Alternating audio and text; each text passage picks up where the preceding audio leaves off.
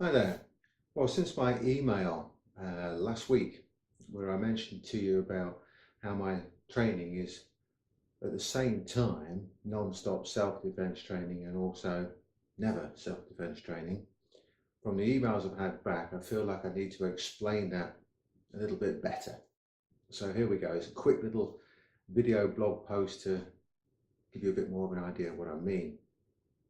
Okay, so let's take a very simple example. Let's just say that I'm working the heavy bag, just working jab cross, something like that. Well, my mindset will be not so much a sporting context, but various types of self-defense scenarios.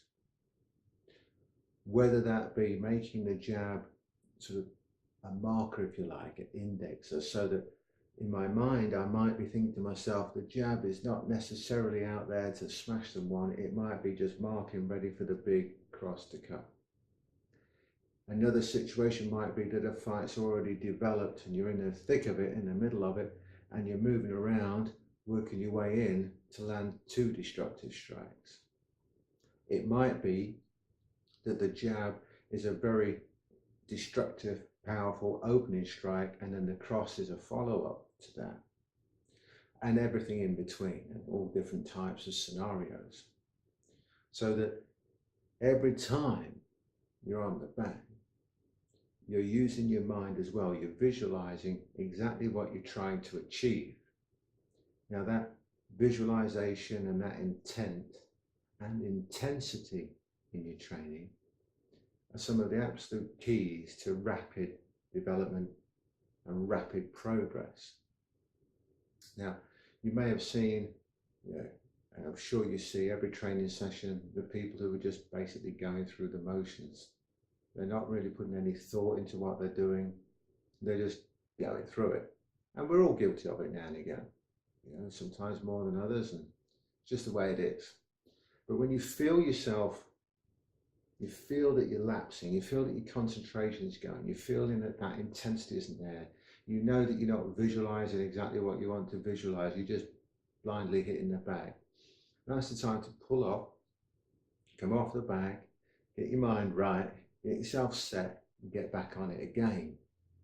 And use that strong visualization, use that intent and intensity, and get back to your training.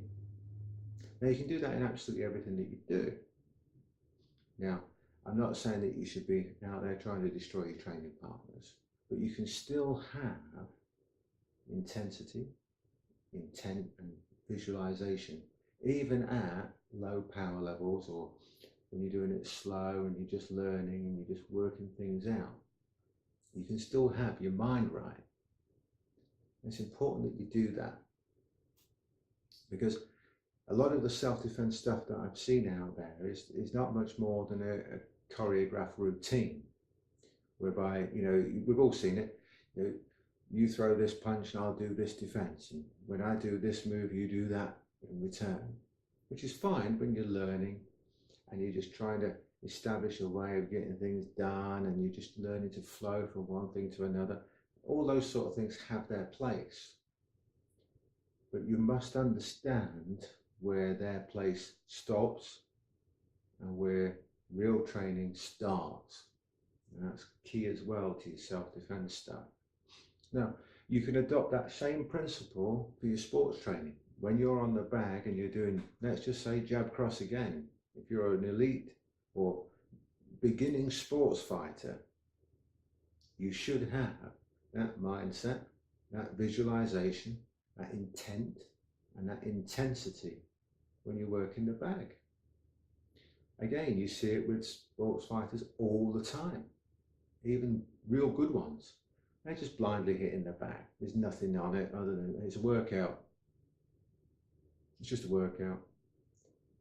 And that to me is a waste of that workout time, because had you got your mind right, intensity and intent right, all of a sudden that's been a very valuable workout instead of just a workout getting you tired.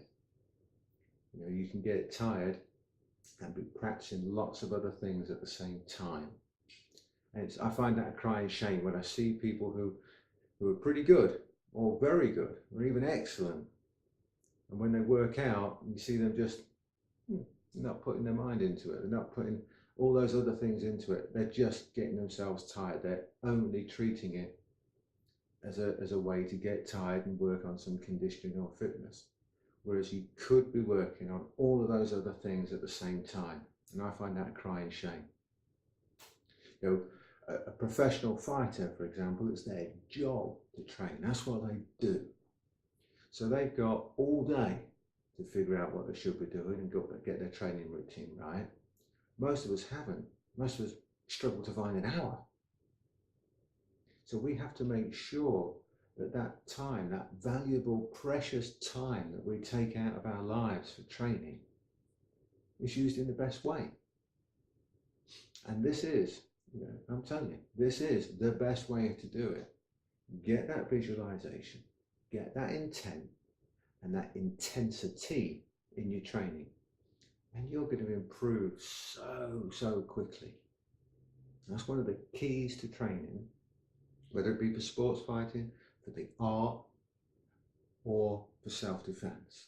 Whichever one you're interested in, or all of them together, whichever it is, use that same principle and just watch what happens. The progress will be rapid, of that I can assure you. Anyway, it's enough of me going on and on. Thank you for the questions. You keep them coming and I'll keep answering them. Thanks again.